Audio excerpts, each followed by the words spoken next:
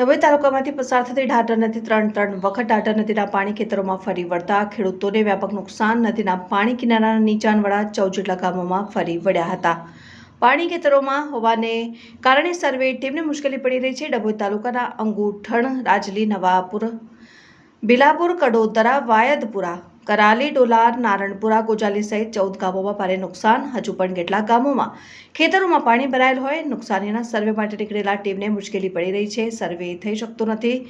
ખેતરોમાંથી પાણીનો નિકાલ થયા બાદ જ ખેડૂતોને થયેલા નુકસાનનો તાગ મેળવી શકાય છે। નુકસાનીના સર્વે માટે 8 જેટલી ટીમ કરાઈ છે। કાર્યરત પાણી ઉતર્યા બાદ ચોક્કસ સર્વે હાથ ધરાઈ ખેડૂતોની માંગ તુવેર, દિવેલિયા, સોયાબીન, કપાસ, ડાંગર અને શાકભાજી સહિત ખેડૂતોના રોકડિયા પાકોને થયું છે મોટાભાગે નુકસાન।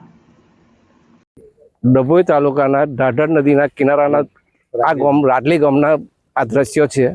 અહીં ઘૂંટણ સમાન પાણી છે ને સર્વે ટીમ આવી છે પણ પાણી લીધે જઈ શકતી નથી અને પાણીના મગરો અહીં આગળ આવેલા છે તો ખેડૂતો જઈ શકતા નથી અને ખેતરોમાં પણ જઈ શકતા નથી। હવે અમારે કેટલું ધોવાણ થયું છે એટલે પાણી ઉતર્યા પછી અમને ખબર પડે તો આ સરકાર સીધે એ છે કે સહાય અમને ટોટલી ધોવાણી પણ આપે કે ખાલી કેટલા કયા પાકો નુકસાન છે? પરવર છે, તુવેર છે, દિવેલા છે, સોયાબીન છે, શાકભાજી છે બધી। દેવ ડેમની આ તારાજી તમે જોઈ રહ્યા છે અને અત્યારે પણ હજુ 3 દિવસ 4 દિવસ થઈ ગયા પણ હજુ બી રાજલી ગામના ખેતરોમાંથી પાણી હટ્યું નથી।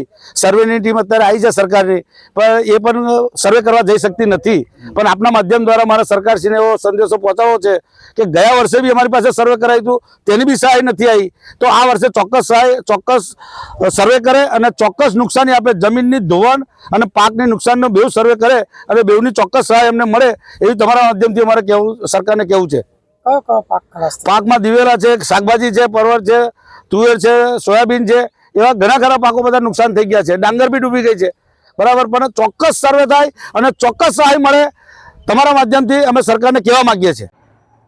આજ રોજ ડભોઈ તાલુકાના દેવ અને ઢાઢર નદી કિનારે આવેલા 14 જેટલા ગામડાઓમાં સર્વેની કામગીરી ચાલુ હોય અને ખેડૂતોને વહેલીમાં વહેલી તકે સર્વેનો લાભ મળી રહે એ મુજબ ખેતીવાડી તંત્ર અત્રેથી કામગીરી કરી રહેલું છે। જેમાં વધુમાં જણાવવાનું કે નદી કિનારાના ગામડામાં જ્યાં હજુ પણ જઈ શકાય એવી પરિસ્થિતિ ન હોય ત્યાં ગાડી વહેલીમાં વહેલી તકે જેમ જેમ જવાની સગવડ થશે ત્યાં પાણી ઓસરશે તો આપણે ત્યાં એનું સર્વેની કામગીરી અગાઉ કરશું અને ખેડૂતોને જેમ બને તેમ વહેલામાં વહેલી સહાય મળે અને એમનું પ્રાથમિક સર્વે જેમ બને તેમ વહેલું પૂરું થાય અને એ મુજબનું અમે અત્રેથી આયોજન કરી રહેલ છે।